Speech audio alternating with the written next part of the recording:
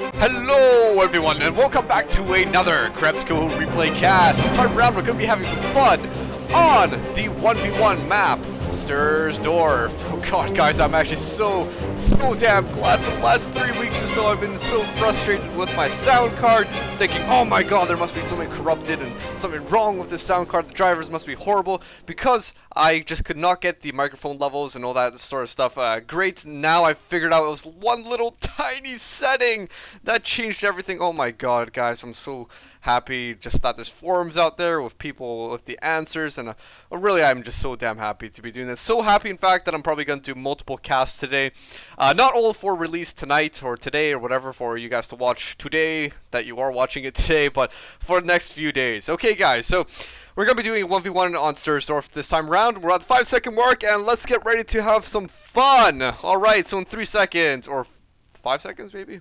Nah, in 3 seconds. We'll start in 3 seconds. Okay, in 3, 2, 1, and go. 6, 7, 8, 9, and 10. Wow, can you guys hear that in-game audio? You can hear the music. This is...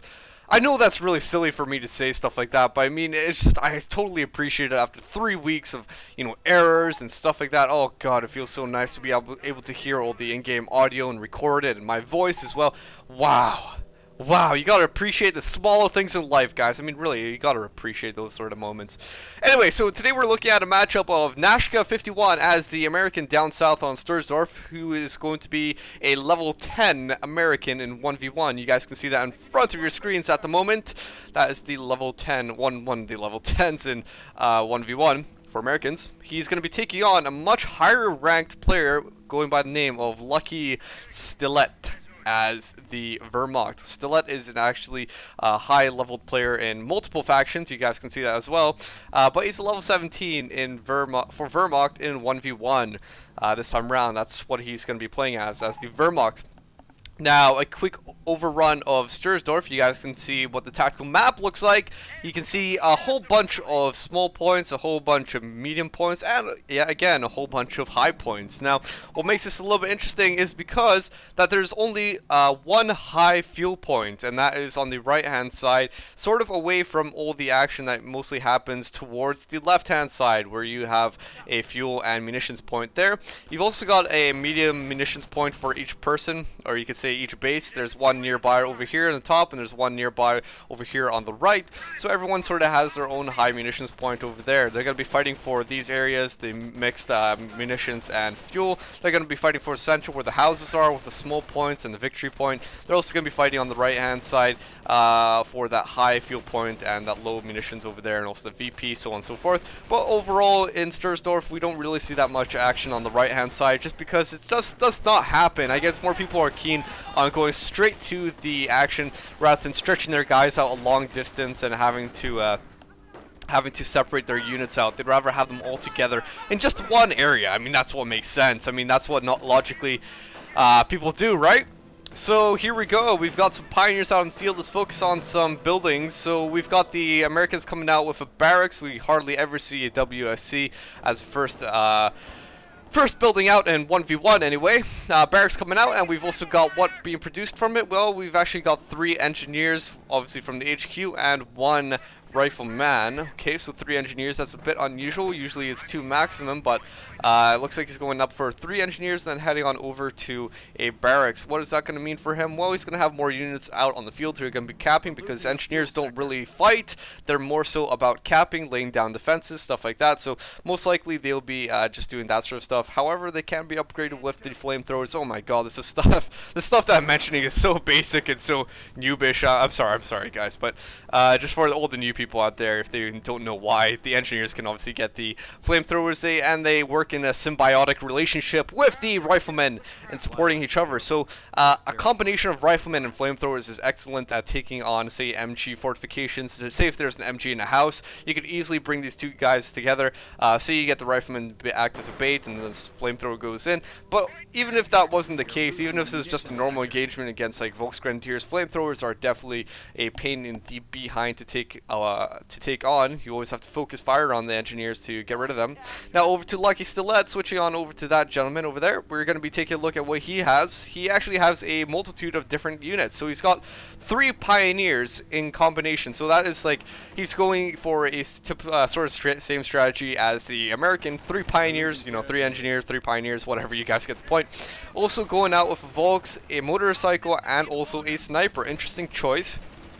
Especially for that motorcycle. The motorcycle is going to be probably acting as a harassment unit. Now, obviously, you can't build snipers from a barracks. I mean, there's nothing else that you could really do for that front. I mean, the motorcycle usually takes on snipers, revealing them, stuff like that.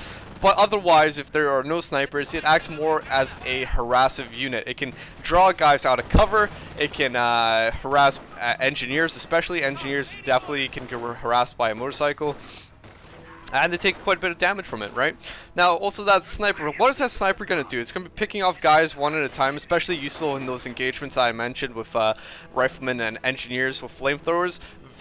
Very particularly useful there, just because with those flamethrowers, you're really trying to single them out and get them killed as fast as possible, because the flames are more lethal than these rifles are, right? So the sniper is definitely good on that front to actually take on the flame engineers. So there we go, flame engineers just out in the field. We'll see how that goes, but oh, pioneers, get the hell on out of there. Not a good idea to be going in the house when it's up in flames, is it? You would not do that. Would you run into a burning building if it was on flames? I'm pretty sure you would not do that.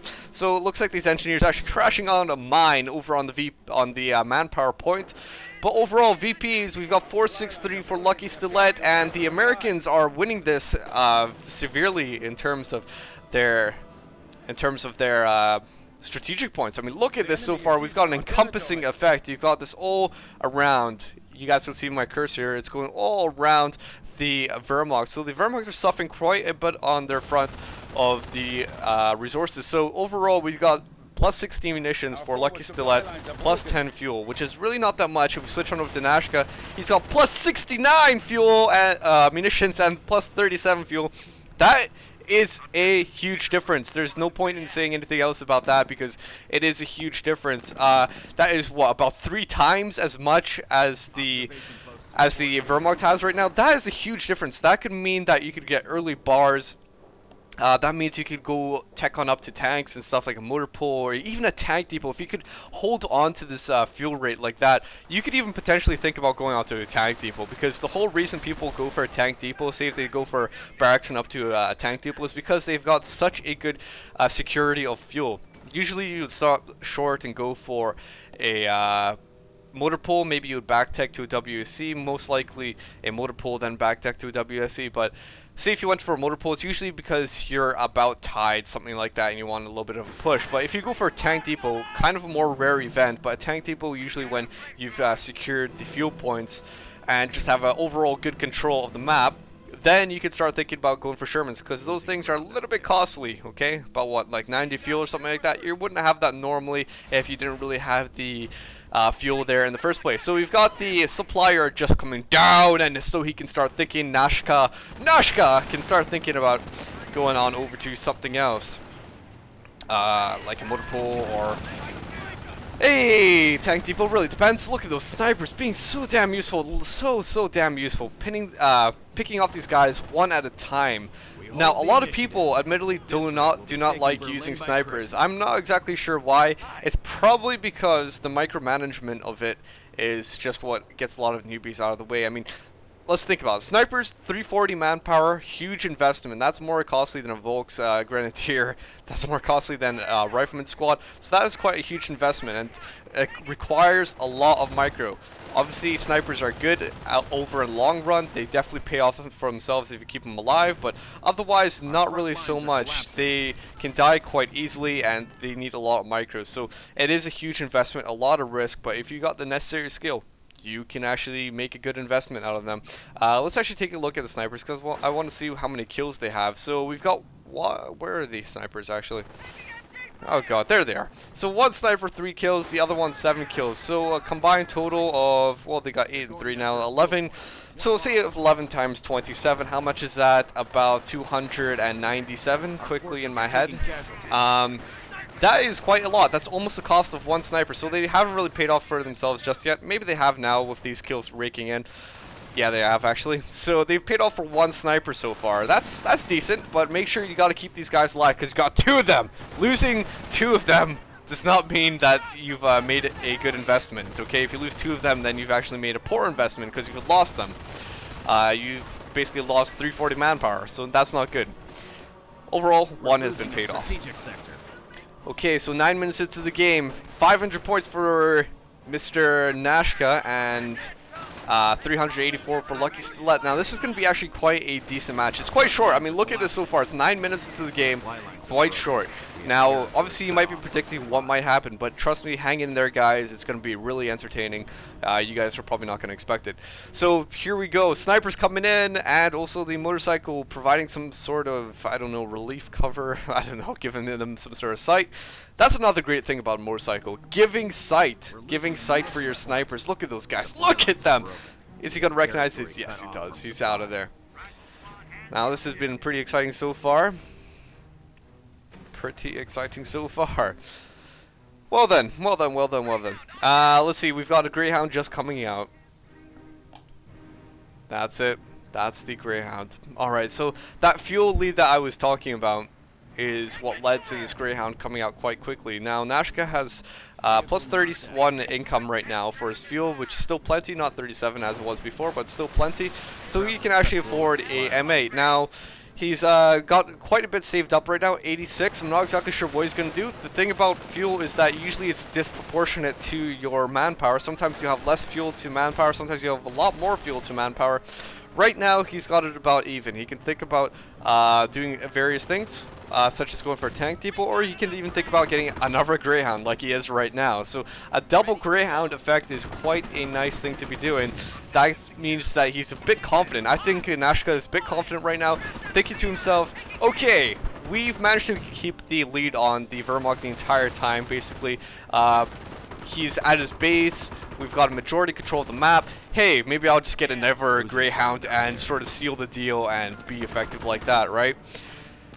But let's see. Hopefully I'm not going to be spoiling anything anytime soon. So LuckySTILET, I want to see what he's going for. He's gone for the Blitzkrieg Doctrine, okay? So a good response. Obviously, the bad thing about being in a position like this is that you're quite low on fuel. I mean, just right now, we've got the Pioneers Construction Krieg Barracks, okay? That's really is a late Krieg Barracks to take on a Greyhound. Otherwise, you'd be screwed. If you went for defensive or terror doctrine, you'd really be in a horrible position. The only thing you could take on these M8 armored cars is Lucky Mines or Panzerfaust. Usually Panzerfaust, but still costly investments. 35 for Panzerfaust, 25 for mine.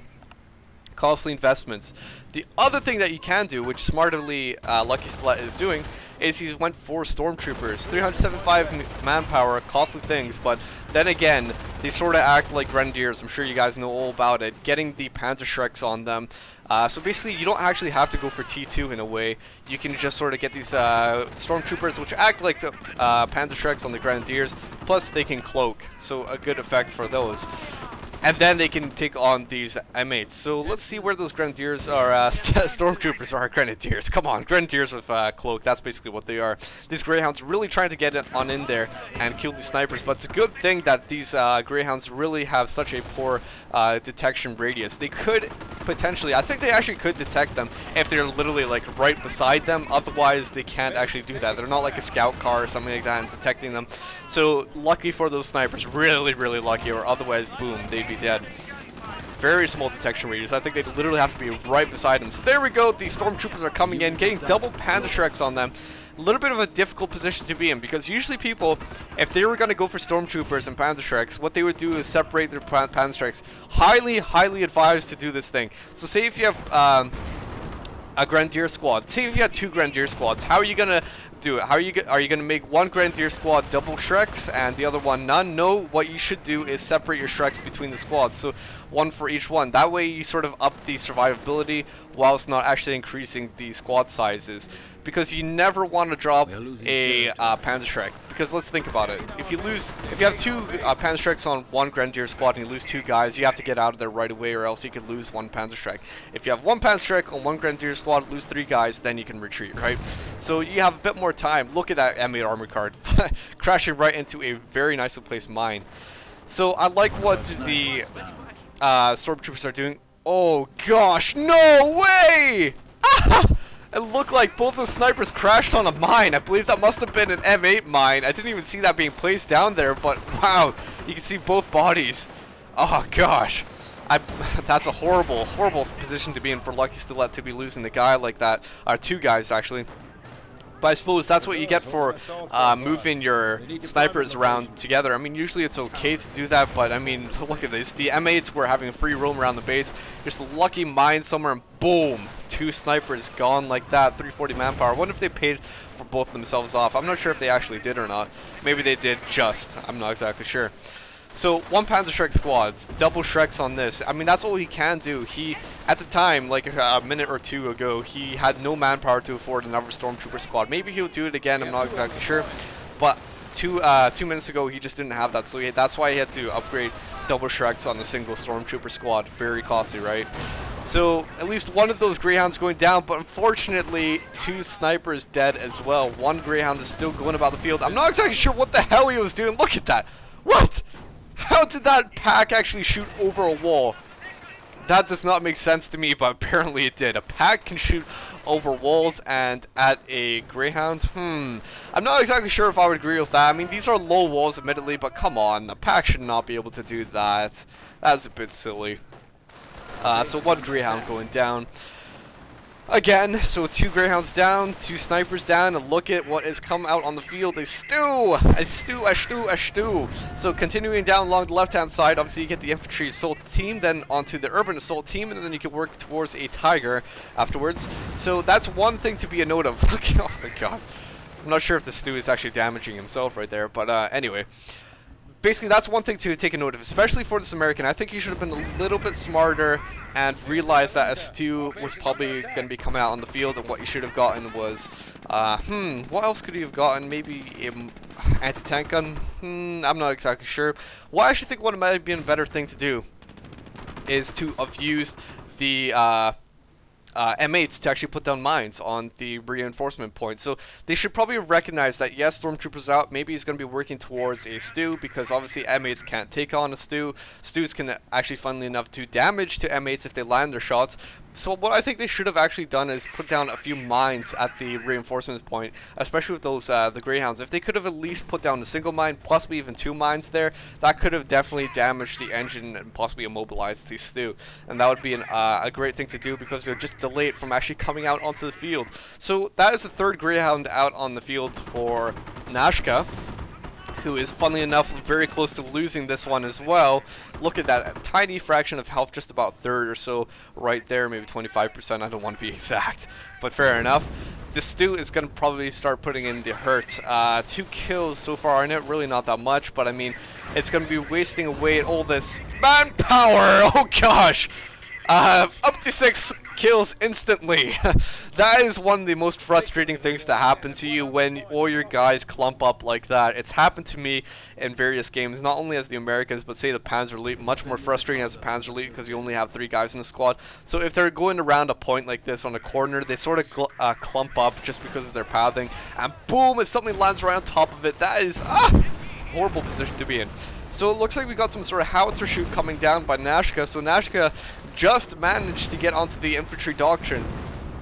And so what he's going to be probably doing is going for Rangers to maybe counter the stew. I'm guessing that's what he's going to be doing. I'm not exactly sure if that's a good idea.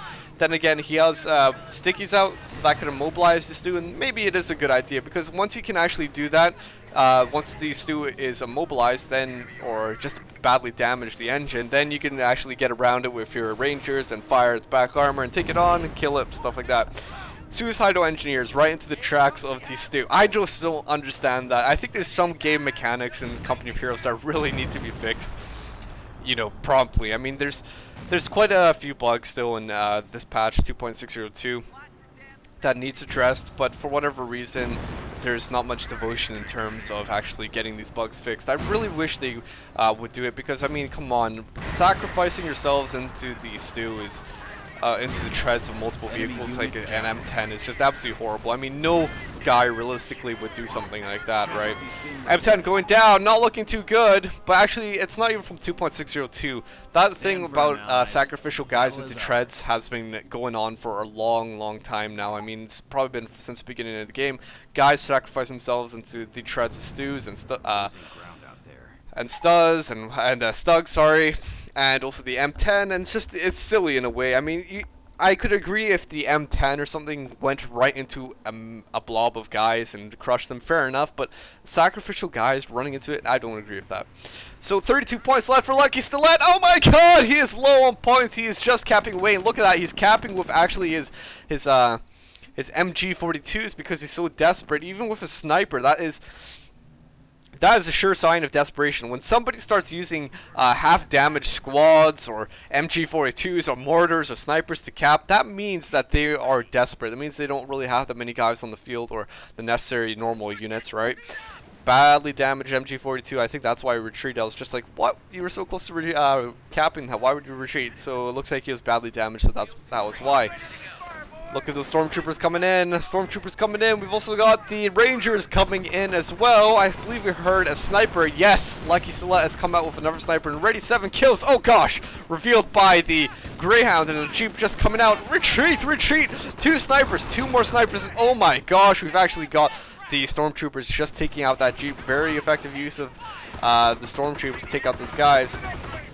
But look at that, 2 snipers out yet again. LuckySTILET seems like one of these keen guys on the snipers, and they are paying off very well, taking out a Ranger squad.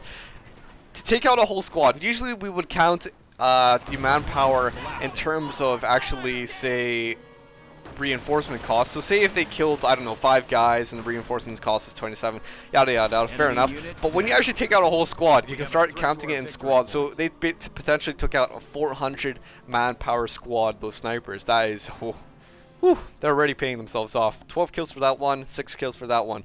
It seems like LuckySTILET must be really keen on his snipers. Oh gosh, 1 point left for the VPs. Whoa, ho, ho. Very close. That one was just capped, but this one was just decapped and capped in the hands of the Wehrmacht. 1 point! 1 literal point! It looks like the Rangers are just going to try and cap this. Oh gosh. Oh man. They really need to be careful. 2 snipers.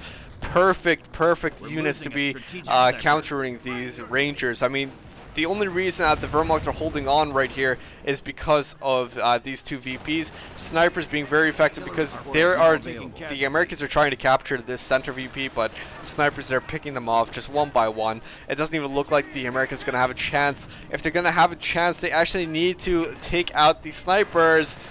But this is one very big mistake for the American, becoming so bold in the face of adversary. Oh god, that's not even the right saying. But basically a common mistake is that people, they become so desperate. They know it's 1 point. They know it's 1 point, but then they become just so desperate to finish the game that they start sacrificing their units, losing a Ranger, losing a Rifleman and Engineer squad. I see this happen, seen it happen a few games before, that people just become so desperate to finish off the game that they start doing very stupid stuff like that.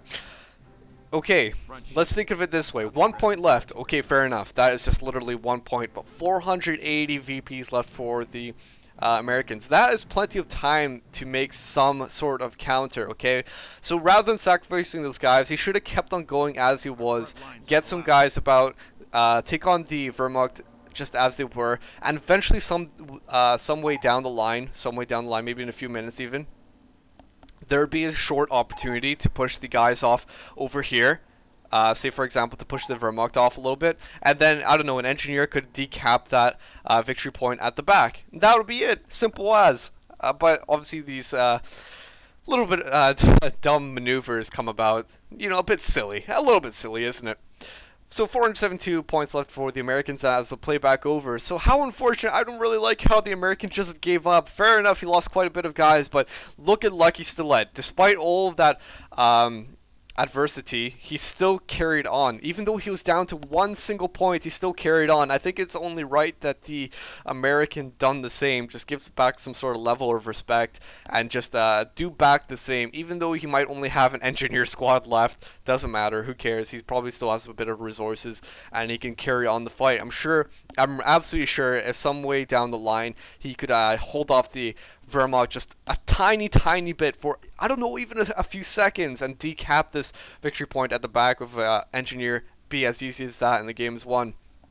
So anyway, well done to LuckySTILET for actually holding that off. I suppose those snipers were really a pain in the behind because that was in total 4 snipers and they really took a huge toll on the Americans. Woo, well done. Very good usage of snipers that time around. Hope you guys enjoyed this cast. What else can I say? Well, that pretty much summarizes the game. We had a very nice turnout for the last